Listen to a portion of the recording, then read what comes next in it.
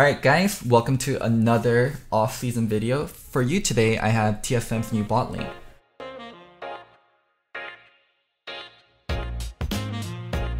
So, it's Jacob Wolf official. TSM's new bot lane will be Kobbe, formerly of Splice, Biofrost, formerly of CLG, formerly of TSM, the prodigal son, returning where he belongs. I have a lot of mixed feelings on both of these pickups, so let's start with the one I know less about, Kobbe. Originally, I didn't know much about Kobbe until he won Spring Split 2019 LEC All-Pro First Team, and then I started to go back and watch him a little bit more and really put a magnifying glass to his gameplay. He's actually pretty underwhelming in lane from what I saw. It did get better in summer, but in spring, my god, I was so shocked that he won first team all-pro. His laning stats in spring was somewhere around 7th in LEC, and he really shined in teamfights, and that was the huge reason why Splice was able to win their games once they got dragged out to like 30 minutes, 40 minutes. Some of his laning problems can be attributed to his support North Garen. He was a Giga Inter, but the fact that he isn't a dominant laner still stands with me, and I'm pretty curious how he's going to match up to his competition in North America.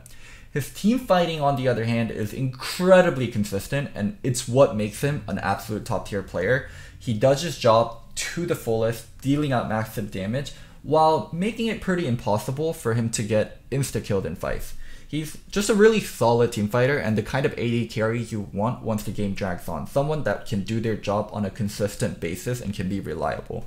He also proved to be clutch under pressure, showing highlight moments like these versus a team like SKT at World's quarterfinals. I'm looking at Faker, who is a full item behind the Rise. And the amount of, tankiness and magic... Oh, they're looking. They are.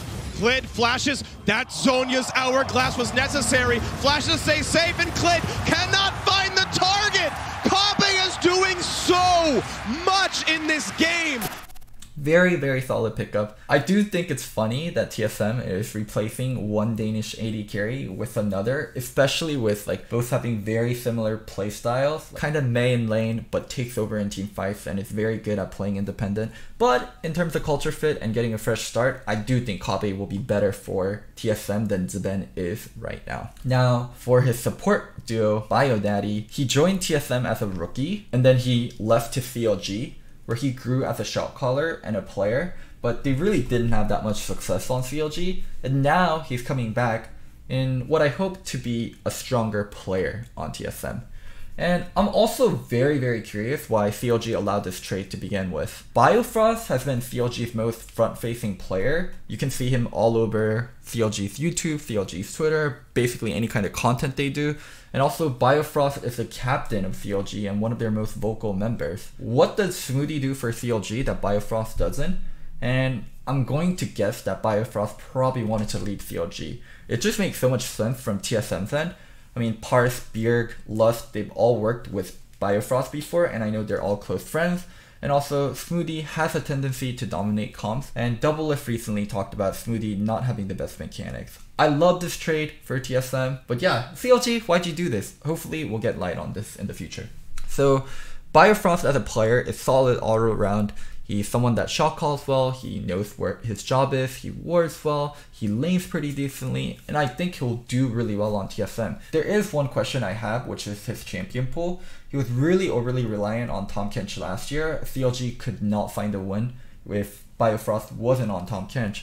And also, even before that, he looked amazing on certain supports while struggling on some of the others. He was an amazing Thresh, amazing Bard, amazing Braum, and he was never really targeted in terms of pick and bans while he was playing for TSM due to there being much stronger members. So I'm curious how he's going to look when there isn't as star-studded players around him on this iteration of TSM. As for the duo playing together, really big question mark around how they're going to lane as a duo. I don't want to see them turn into a passive bot lane that can't build their own leads. Meta definitely does not play well for that. Maybe it will in Season 10, but I doubt it. Riot really likes heavy action early game and the game being exciting from the very start, so they're going to patch the game to be action heavy and early. It just isn't like a grand slam on paper, and we're going to need to see them actually play. This could work well, and this could also go bad. I know that's kind of a non-statement, but it's just hard to make a really solid statement on this is a duo that's going to do well.